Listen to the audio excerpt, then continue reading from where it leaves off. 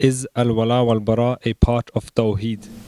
Is wal Bara a part of Tawheed? It's obviously part of your belief, which is part of your Aqidah. And Tawheed is a word for Aqidah, that you believe that I have my allegiance to Islam and to the Muslims, and I don't have allegiance to the Kufr, or those who follow the Kufr or implement the Kufr. That does not mean I cannot deal with the Kuffar. That does not mean I cannot respect the Kuffar. That even does not mean I cannot love the Kuffar. Love the Kuffar? Yes, love the Kuffar.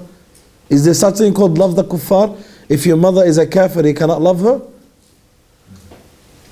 If your mother is a kafir, you cannot love her? Islamically, you have to love her, or else you're not a good Muslim. Allah subhanahu wa ta'ala says, وَإِن جَاهَدَاكَ عَلَىٰ أَن تُشْرِكَ بِي مَا لَيْسَ لَكَ بِهِ عِلْمٌ فَلَا تُطِعْهُمَا وَصَاحِبْهُمَا فِي الدُّنْيَا مَعْرُوفًا. And if your parents command you to worship someone beside Allah, Allah tells you don't obey them but be friendly to them. I cannot love Islam. Doesn't Islam allow a Muslim man to get married to a Christian or a Jewish lady? Does anyone get married to a woman hating her? So Islam allows you to love the kafir in certain areas, because the kafir, your mother, if you have a mother or father a kafir, you have to love them. If you're getting married to a Christian or Jewish lady, you have to love her. Or else why would you be married to a Christian or Jewish lady if you hate her? So you can love a kafir in some areas. Okay? You deal with the kafir. You respect a kafir. Your duty in front of the kafir, what is it? It's to give him da'wah. If it wasn't for the da'wah and the dealings of the Prophet Muhammad sallallahu alaihi wasallam, do you think the kuffar would have been Muslims? In Nabi sallallahu alaihi wasallam, if you had this attitude to all the kuffar in Mecca, you're kafir, you're a scum, you're going to the hellfire, you're a pig, you're a dog. You think these people would have become Muslims?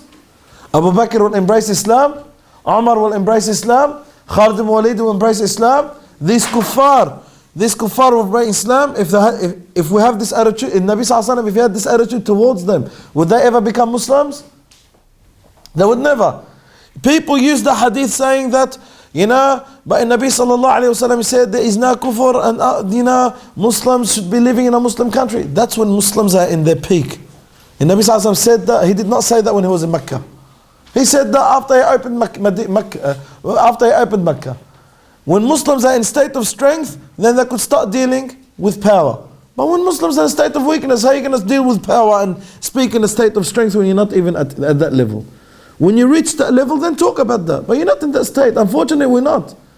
The Muslim world is not a state of strength. Inshallah, we'll reach to the state of strength. And Allah had promised that we'll reach to the state of strength.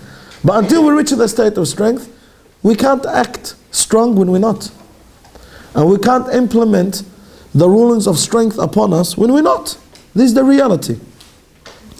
And this goes back to the hadith of the Prophet Muhammad sallallahu alaihi wasallam when he says, I am innocent from anyone that lives amongst the kuffar. Yeah, that's when there's an Islamic country existing. That hadith can be implemented when there's an Islamic country existing. But there's no Islamic country that exists. So what do you do? Live on the moon? What do you do? Okay? And Nabi sallallahu alaihi wasallam says yes, and all the scholars agree. And Nabi sallallahu alaihi wasallam says, I am innocent from those who live amongst the kuffar. But that's when there's an Islamic country with justice, with respect, that respects you as a human being, respects your religion.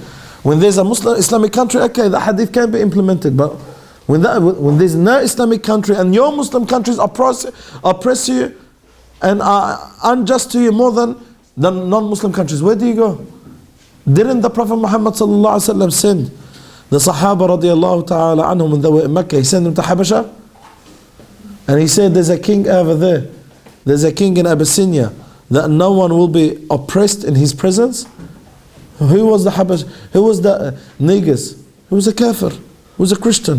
When Nabi sallallahu alayhi wasallam sent the Sahaba to be under his protection. Why? Because he was state of weakness.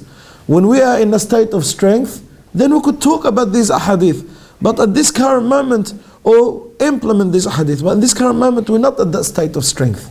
When we reach that state of strength, and there's Islamic countries implementing Islam and respecting people in general, then we could talk about that. Wallahi, you're going to find not only you, even the non-Muslims going to go there. When Islam was so strong, when there was a khilafah and Islam was so strong, wallahi, the Europeans used to wish to be in the Muslim state. When the Muslims entered Spain, the Jews said the Muslims were the saviors for the Jews against the oppression of the Christians. During the Islamic Khilafah, wallah, the European women used to wish to be in the shoes of a Muslim woman's shoes. They used to wish when they used to see the justice of Islam, the respect of the Muslims, the honor that the Muslim and the person used to get. The Christians, they used to ask the Muslims to come and overtake their country just to live under their peace and live under their justice. The way that Muslims these days are going to Christians and to live under their justice.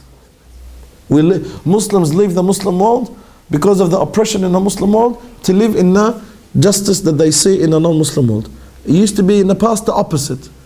The non-Muslims used to go and live in the Muslim world because of the respect they used to get there, more than the Ant people. When the Muslim world reaches to, when Muslims start turning back to Allah Azza wa Jalla, that honor will come back again.